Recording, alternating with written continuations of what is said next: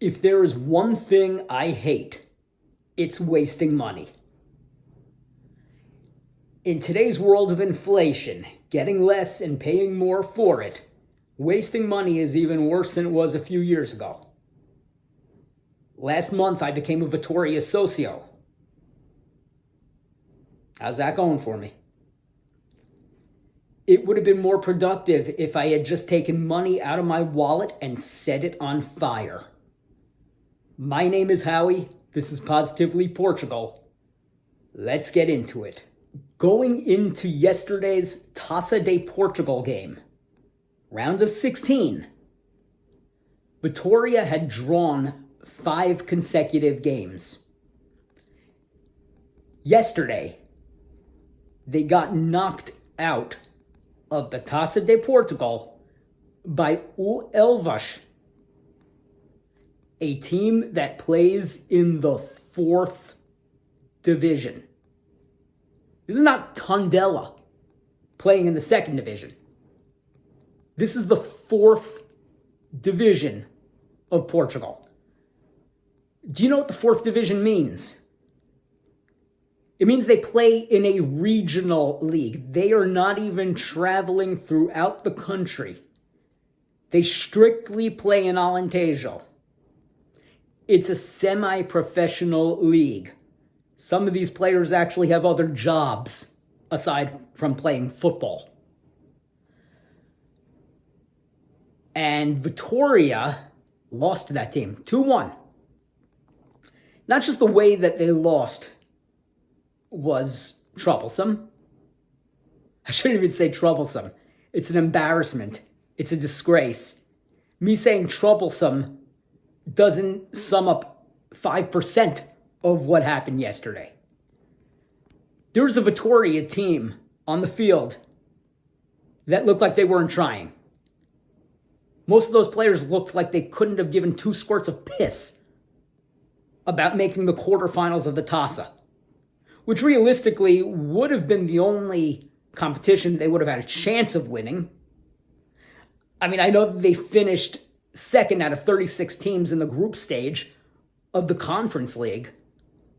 But let's be real here. With the way they've been playing, they're probably getting eliminated in the next round. Whenever that's going to be.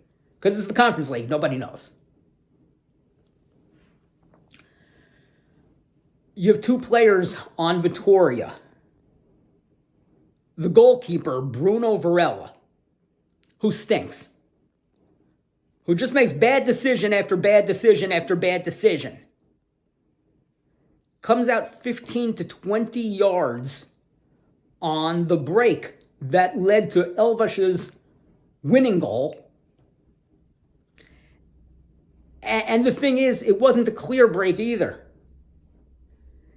They had the worst defender on the planet to get by, which of course a guy in Elvas did. Who even knows what his name was? But the defender, Jorge Fernandes, unbelievable.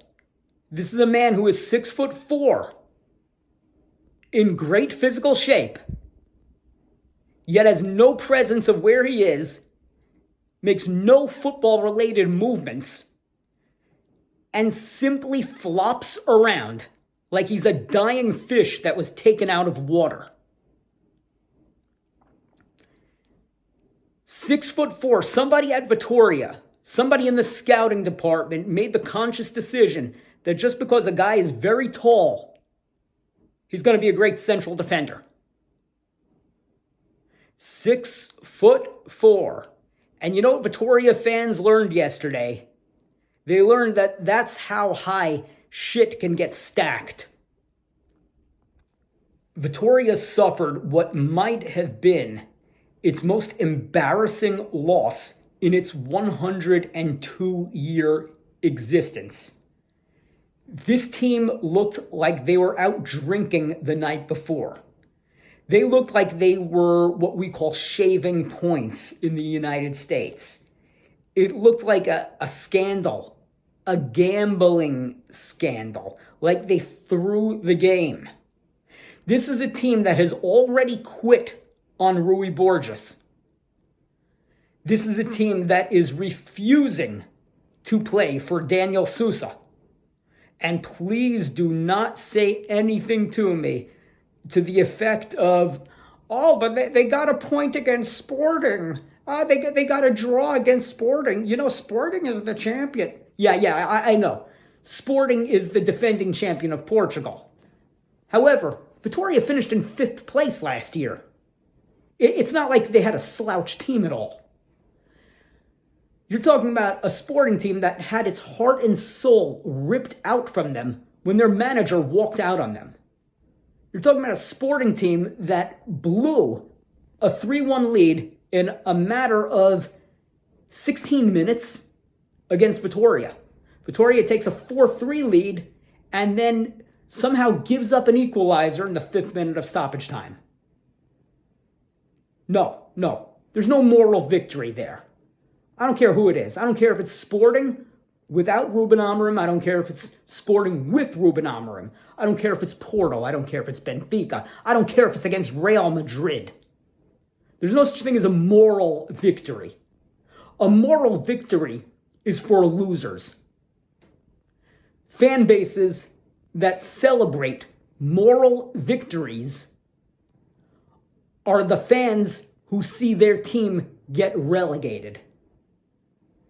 Vitória is not in danger of relegation this season, but you never know.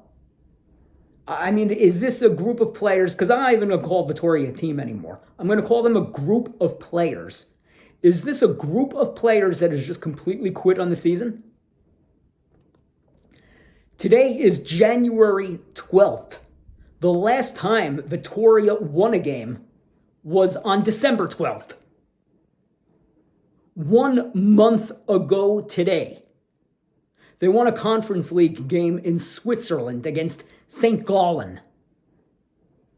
The last time Vitória won a league game, a domestic game in the Primeira Liga, was December 2nd at home against Gil Vicente. How many days, weeks, now months have to pass before this team decides to get it together enough to win a goddamn game? I said in the last video that Vitória fans deserve better than this. Well, this is crap. What is any Vitória fan paying for at this point? Vitória management, ownership, whatever the hell kind of conglomerate owns them, because they're 29% owned by whatever the hell owns Aston Villa in the English Premier League. Stop charging fans for being a socio. No more monthly costs. What the hell is anyone paying for? What are you charging for? A team that just doesn't want to play? They look like they don't want to be there. They look like they are not trying. And if that's the case, then it doesn't matter who the manager is. It doesn't matter if it's Daniel Sousa, Rui Borges, could be Ruben Amorim, could be Jose Mourinho, could be Sir Alex Ferguson, Carlo Ancelotti, it could be God. You're not going to get this group of players to perform. And I said in the last video that it's time to start terminating contracts, fire players. What the hell use is Bruno Varela to this team? What the hell use is Jorge Fernandes to any team?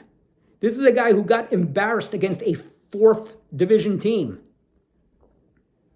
What's the equivalent of the Portuguese 4th division? Do we want to say something like, oh, maybe Fernandes can go to MLS in the United States? No, he can't. I mean, MLS is not something I'm going to sit down and watch, but it's a whole hell of a lot better than the Portuguese 4th division. So I'd like to know what the equivalent of that is out there in world football. Can somebody tell me? I want to know, why is Jorge Fernandes, I keep wanting to call him Bruno Fernandes, why is Jorge Fernandes collecting a paycheck Was he allowed to ride back with the team yesterday? Because what he should have done, he should have been made to ride back with the White Angels. 1,000 people from Guimarães made the trip down to Alentejo to see Vitória win, to see them advance to the quarterfinals. Because, well, why wouldn't they have advanced to the quarterfinals? They got lucky enough to be playing a 4th division team. And you know what? I don't want to insult O Elvas. I mean, these guys played the game of their lives. And for some of their fans in attendance, yesterday may have been the greatest day of their lives. Imagine a 4th division team now in the quarterfinals of the Taça de Portugal. And I salute them. I wholeheartedly congratulate them. I congratulate every player on O Elvas. I congratulate their fans. I congratulate their town. I congratulate all of Alentejo for that. You deserve it. I wish you nothing but the best in the next round for however long you're going to be in the Taça de Portugal. I hope you guys win it. Vitória has some decisions to make. This is January. There's a transfer market. Let's stop talking about selling Antonio Costa to Brighton or to Sporting, wherever this guy ends up. Let's buy somebody. Get a player in there. Put that Rui Borges money to use. You got 4.1 million euros to let Rui Borges go to Sporting. And the big kick in the ass is that you didn't work something out to make sure that Borges was not on the sideline against Vitória right after leaving to go to Sporting when they came back to Guimarães. What the hell is Vitória management doing? Is there a plan? Fans deserve to know, is there a plan? Or is Vitória just going to sink into obscurity? A lot of these stadiums in Portugal only hold 5,000 to 8,000 seats. Not many people can go to these games. Well, the Estadio Dom Alfonso Henriques holds 30,000 people. And they get high attendances there. There's no reason that Vitória should not be doing better because there's revenue coming in. Where is this revenue going? Who is pocketing it? We need answers. You know what I'm going to do later today? Like a damn fool, I'm going to go to the mall and I'm going to pay my monthly socio fee. Forza Vitória, right?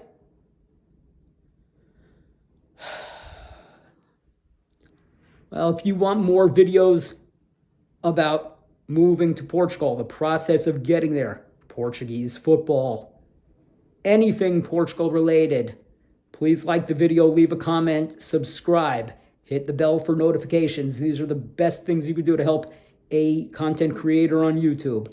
I want to thank you all for watching, and until next time, Forza Vitória.